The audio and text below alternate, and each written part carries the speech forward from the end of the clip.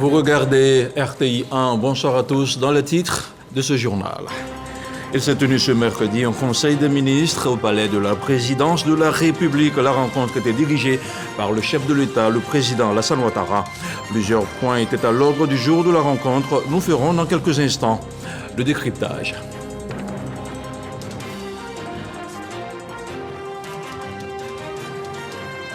La Côte d'Ivoire s'engage à opérer tous les changements nécessaires pour améliorer la santé des populations. Des propos du Premier ministre qui a participé ce jour à la première grande rencontre du comité de veille de la plateforme nationale Une seule santé Côte d'Ivoire. Créée par décret en 2019, la plateforme entre dès à présent dans sa phase active. Et puis, devant près de 400 élèves issus des différents cycles de l'ENA, le président de la commission électorale indépendante a expliqué l'intérêt de l'élection pour un citoyen, une campagne d'éducation civique et électorale en prélude à l'ouverture du cycle électoral à venir menée par Ibrahim Koulibaly. Voilà pour les titres. On démarre ce journal avec le Conseil des ministres qui s'est tenu aujourd'hui même sur le bail à usage d'habitation ou à usage professionnel. Le gouvernement entend dorénavant améliorer la gestion des différents cas de litige entre bailleurs et locataires. Lors du Conseil des ministres de ce mercredi, un projet de loi a été adopté dans ce sens. Il détermine les procédures applicables aux contentieux relatifs au bail à usage d'habitation et à l'exécution de décisions d'expulsion d'un immeuble. Les précisions de Mahama Traoré. À la salle des pas perdus du palais de la présidence de la République, le gouvernement se réunit une fois de plus autour du chef de l'État pour un conseil des ministres. La session de ce 12 juin 2024 va délibérer sur 18 mesures générales, dont des projets de loi, d'ordonnances et des décrets. La première décision communiquée aux médias dénote de la volonté du gouvernement à régler de manière efficace les récurrents cas de litige dans le domaine immobilier. Il s'agit d'un projet de loi déterminant les procédures applicables aux contentieux relatifs au bail à usage d'habitation et à l'exécution des décisions d'expulsion d'un immeuble. Ce projet de loi vise à simplifier et à accélérer la gestion de ce type de contentieux et à protéger au mieux les droits de toutes les parties au litige. À cet effet, il prévoit des délais qui s'imposent aux juridictions compétentes pour rendre leurs décisions et aux commissaires de justice pour accomplir leurs actes ainsi qu'aux parties pour exercer les recours qui leur sont ouverts. Il prévoit, en outre, la procédure de mise en œuvre des mesures d'exécution de la décision éventuelle d'expulsion par les commissaires de justice pour assurer une protection accrue des intérêts des parties ainsi que des intérêts des tiers, notamment ceux dont les biens seraient en possession du locataire expulsé. Ces nouvelles dispositions sont également prévues pour s'appliquer en matière de bail à usage professionnel, de façon à pallier le vide juridique laissé par l'acte uniforme de l'OHADA portant sur le droit commercial. Le gouvernement envisage aussi d'adapter son dispositif réglementaire de la liberté d'association pour tenir compte des évolutions. Une ordonnance relative aux organisations de la société civile a ainsi été adoptée. Prise en remplacement de la loi de 1960 relative aux associations, cette ordonnance vise à encadrer au mieux la démultiplication du nombre des formes nouvelles d'associations et à mettre en cohérence, de façon diligente, leurs modalités d'organisation et de fonctionnement avec les exigences actuelles de la lutte contre la criminalité transnationale organisée. Elle prend en compte les formes nouvelles d'associations telles que les associations cultuelles, les organisations non gouvernementales et les fondations. Elle détermine en plus de leurs modalités d'organisation, de fonctionnement, leurs modalités de création, de financement et de contrôle. Un vent nouveau souffle sur l'écosystème national de la statistique. L'Institut national de la statistique vient d'être dissous par décret pour laisser place à 3 nouvelles entités créées par décret. L'ensemble de ces 4 décrets portent des innovations majeures en vue de définir concurremment un système statistique national moderne et performant, doté de ressources adéquates pour produire et diffuser, en toute indépendance et en temps opportun, des données statistiques fiables.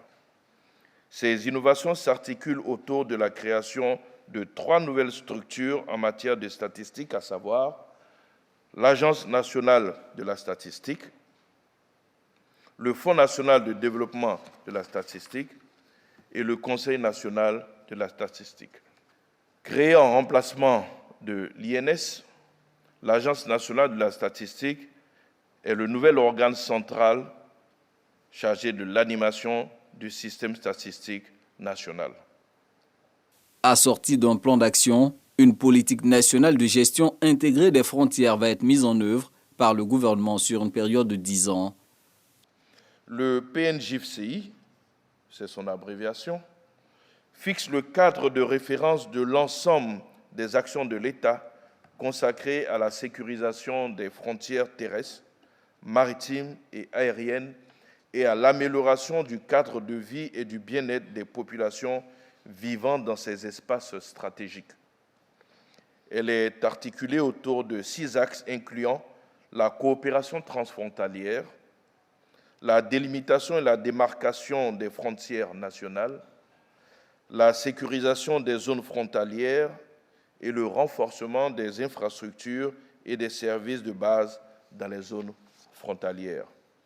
Les actions prioritaires et urgentes vont globalement coûter 85 milliards de francs CFA sur les 5 premières années. Dans une dynamique d'action et d'impact, le gouvernement entérine le plan national multisectoriel de nutrition 2024-2027, la politique sectorielle de développement de l'industrie textile et la stratégie nationale de lutte contre la criminalité des espèces sauvages. Je vous le disais également en ouverture d'édition, le Premier ministre Robert Begré-Mambé a pris part ce mercredi à la première réunion annuelle de la plateforme Une seule santé. Aux côtés des bailleurs de fonds, il s'est agi de mobiliser et de renforcer l'action gouvernementale en vue de garantir la bonne santé des populations ivoiriennes. On fait le point de la rencontre avec Alexis Ouedraogo. La santé est un point de convergence de plusieurs secteurs. Eau, environnement, transport, assainissement, ressources animales et halieutiques, puisqu'à ce jour, 60% des maladies de l'homme proviennent des animaux. Pour donc assurer la sécurité sanitaire d'un pays, il faut détecter rapidement et riposter efficacement aux menaces de santé publique sur différents secteurs. C'est justement la mission de la plateforme Une seule santé, réunie ce mercredi à la primature. La Côte d'Ivoire, par la politique du président Alassane Ouattara, se préoccupe d'offrir aux Ivoiriens une santé équilibrée à travers tous les vecteurs qui constituent la force de la santé. L'agriculture, les ressources animales, les transports, l'environnement, l'eau, l'assainissement. Par conséquent, c'est un ensemble d'éléments qui préoccupent le président de la République. C'est pourquoi on a mobilisé toute une équipe gouvernementale avec la présence des bailleurs de fonds que nous voulons remercier pour la qualité de leur présence à nos côtés et surtout pour leur proximité.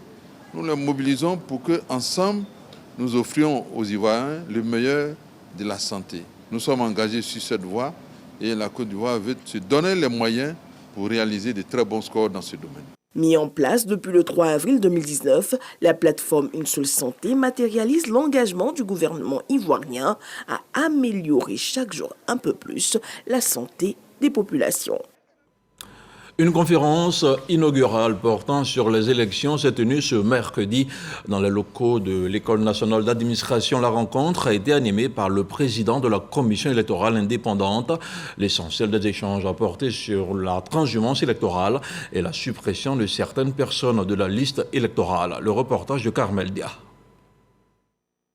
Les auditeurs de l'École nationale d'administration de Côte d'Ivoire instruits sur les élections. Un enseignement dispensé par le président de la commission électorale indépendante, Ibrahim Koulibaly Cubière. Le responsable de l'établissement n'a pas manqué de remercier l'institution électorale pour avoir porté son choix sur l'ENA pour démarrer cette série de conférences. Nous avons estimé qu'il était important que vous, que nous tous, nous nous imprégnions à nouveau de ce processus, que nous en connaissions les détails, qu'avec la plus haute autorité de cette institution, nos questions aient des réponses. Cette communication fait partie de la politique de sensibilisation de l'éducation civique et électorale initiée par la CEI afin de prévenir les violences post-électorales. Ibrahim Koulibaly Cuibière a aussi saisi l'occasion pour se prononcer sur la question de la suppression de certaines personnes sur la liste électorale du fait de condamnations. Le citoyen, pour être électeur, doit remplir certaines conditions. Et s'il remplit ces conditions, il est inscrit sur la liste électorale. Cette inscription sur la liste électorale peut être affectée de deux façons. Soit en cas de condamnation, en vertu de laquelle on lui enlève les droits. Donc dans ce cas, son inscription sur la liste électorale est suspendue, soit parce qu'il est décédé, et dans ce cas, il sort définitivement de la liste électorale. Donc la condamnation est une cause de suspension momentanée. Dès lors que vous purgez la peine, vous êtes réhabilité. D'autres points abordés, la lutte contre la transhumance électorale et la divulgation rapide des résultats dès le jour du vote. Il est prévu que si vous êtes convaincu de transhumance, celle-ci étant qualifiée d'infraction, vous vous rendez coupable de cette infraction et vous êtes puni.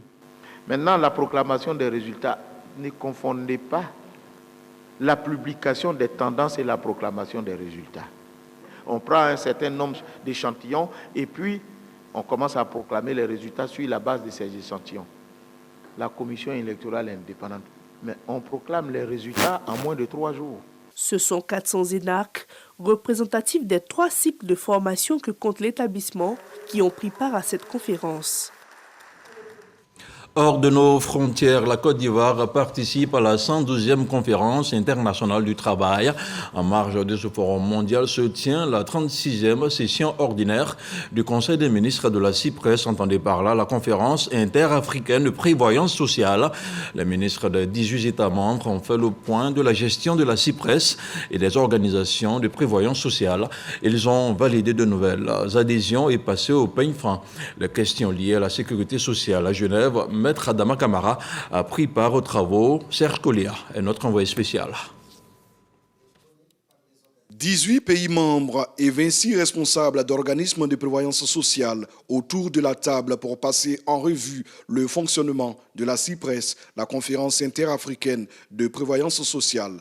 Après 2 jours d'intenses travaux, le comité d'experts peut soumettre les points essentiels au Conseil des ministres de la CIPRES. Le rapport qui nous a été soumis par l'ensemble des experts indique que la bonne gouvernance est à jour. Donc c'est avec fierté et satisfaction que je dis grandement merci et félicitations à l'ensemble de mes collègues. Une session marathon à l'issue de laquelle les ministres ont arrêté d'importantes résolutions. La première chose qu'il faut retenir, c'est que la famille s'agrandit.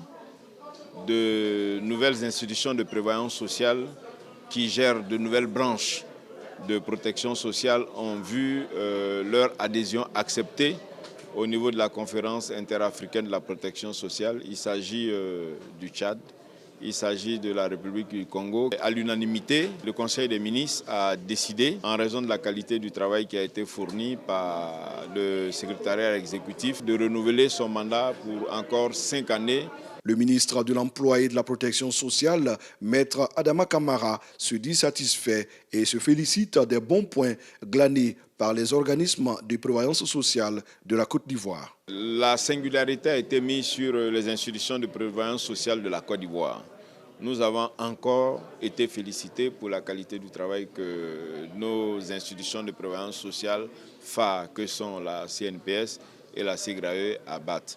Et ils ont également été fortement demandeurs de s'imprégner de l'expérience enrichissante que la Côte d'Ivoire est en train de développer au niveau de la couverture maladie universelle. La CIPRES a pour mission de fixer les règles communes de gestion des organismes de prévoyance sociale. Elle assure la surveillance et le contrôle de la gestion des organismes des États membres afin de prévenir les risques de déséquilibre financier et garantir la pérennité des régimes.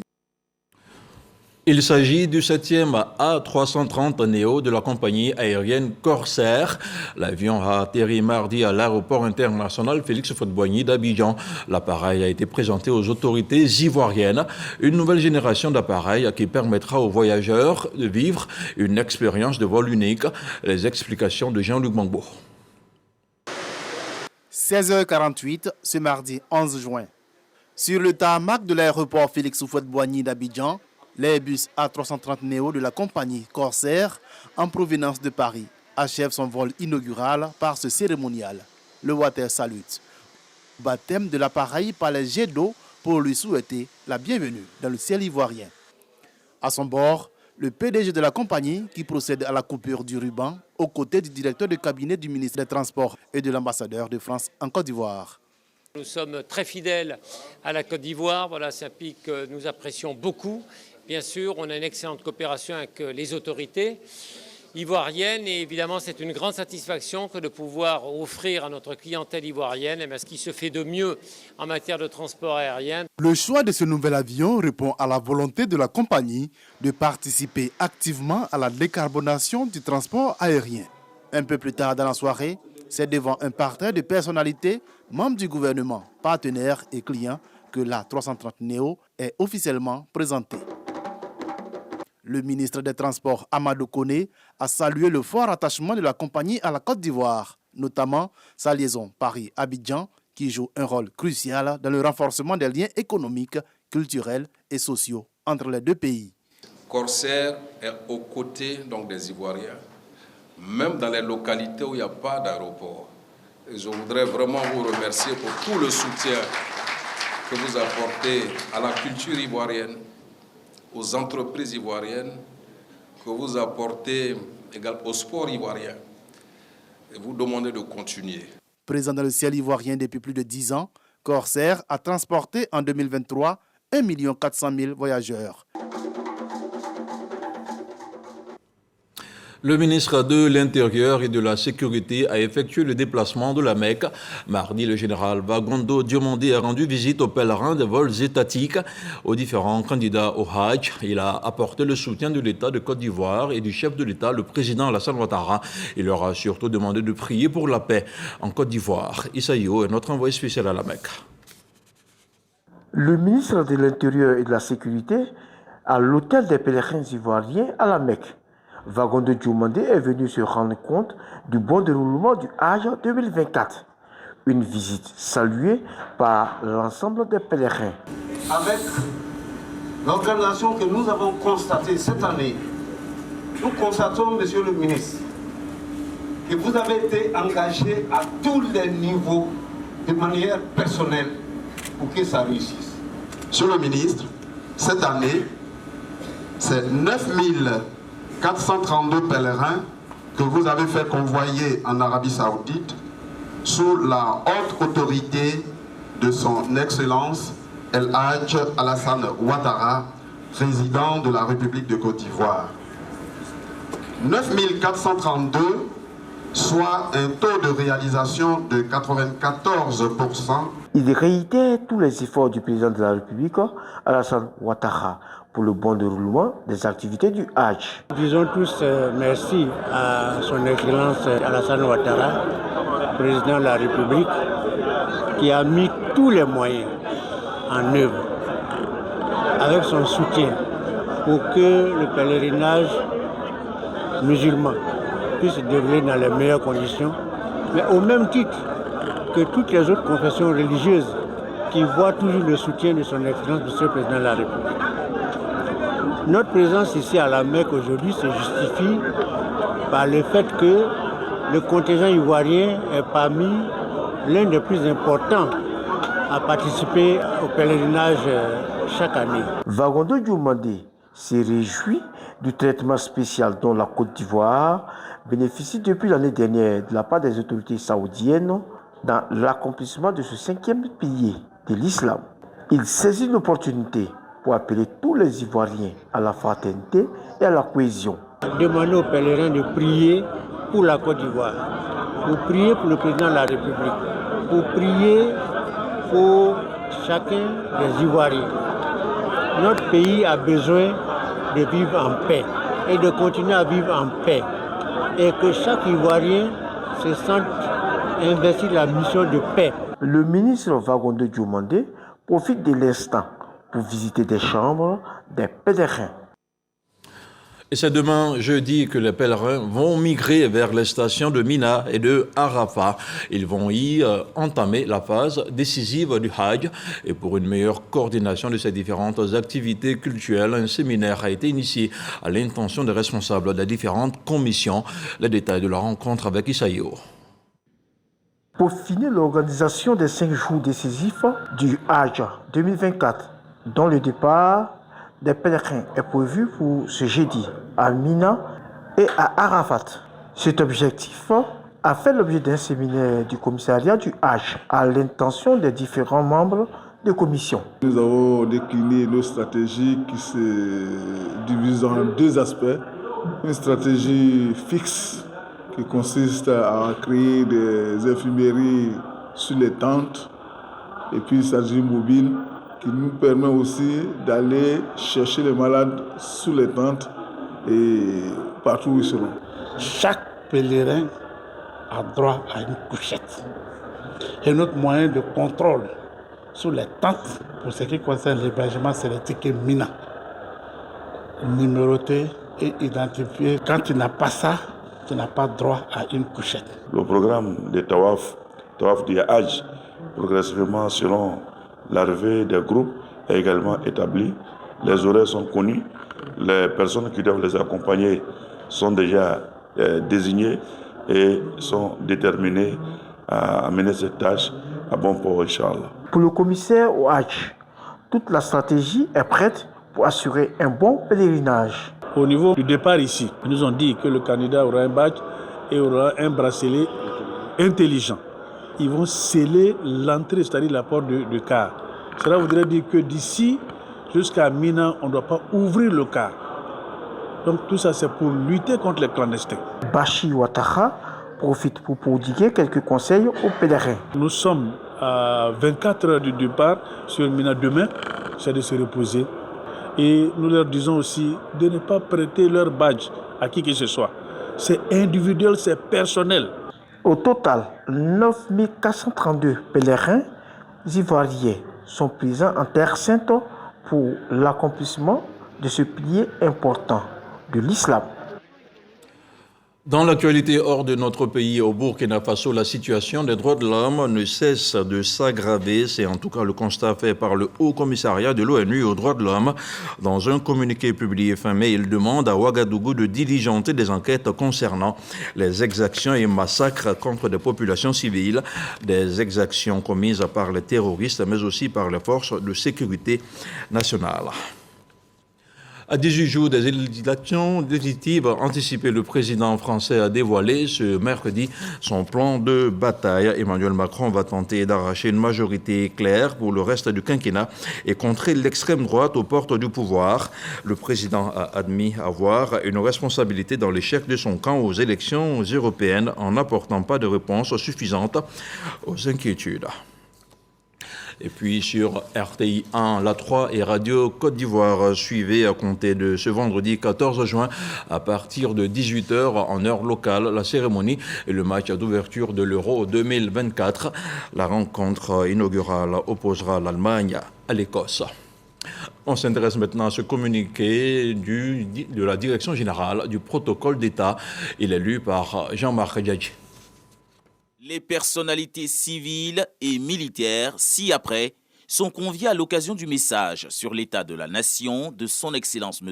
Alassane Ouattara, président de la République, devant le Parlement réuni en congrès, le mardi 18 juin 2024 à 11h à l'auditorium du Sofitel, à Abidjan, Hôtel Ivoire. Ce sont Monsieur le vice-président de la République, Monsieur le Premier ministre, chef du gouvernement, Monsieur le président de l'Assemblée nationale, Madame la présidente du Sénat, Mesdames et Messieurs les présidents des institutions de la République, Madame et Messieurs les ministres d'État, Mesdames et Messieurs les ministres, Madame et Messieurs les ministres gouverneurs de districts autonomes, Madame la secrétaire générale de la présidence de la République, Monsieur le directeur de cabinet du Premier ministre, Monsieur le secrétaire général du gouvernement, Mesdames et Messieurs les chefs de mission diplomatiques et représentants des organisations internationales, Mesdames et Messieurs les conseillers spéciaux à la présidence de la République, Monsieur le chef de cabinet du président de la République, Monsieur le directeur de cabinet adjoint du vice-président de la République, Messieurs les directeurs de cabinet adjoints du Premier ministre, Monsieur le secrétaire général du ministère des Affaires étrangères, de l'intégration africaine et des Ivoiriens de l'extérieur, Mesdames et Messieurs les consuls honoraires, Mesdames et Messieurs les membres des bureaux des institutions de la République, à raison de 20 représentants par institution, Monsieur le général de corps d'armée, chef d'état-major général des armées, Monsieur le général de corps d'armée, commandant supérieur de la gendarmerie nationale, Monsieur l'administrateur général, directeur général de la police nationale, Monsieur le directeur général des douanes, Monsieur le directeur général des affaires maritimes et portuaires, Monsieur le directeur général des forêts et de la faune et leurs collaborateurs, Monsieur le président de l'Académie des sciences, des arts, des cultures d'Afrique et des diasporas africaines, ASCAD, Madame la présidente du Conseil national des droits de l'homme de Côte d'Ivoire,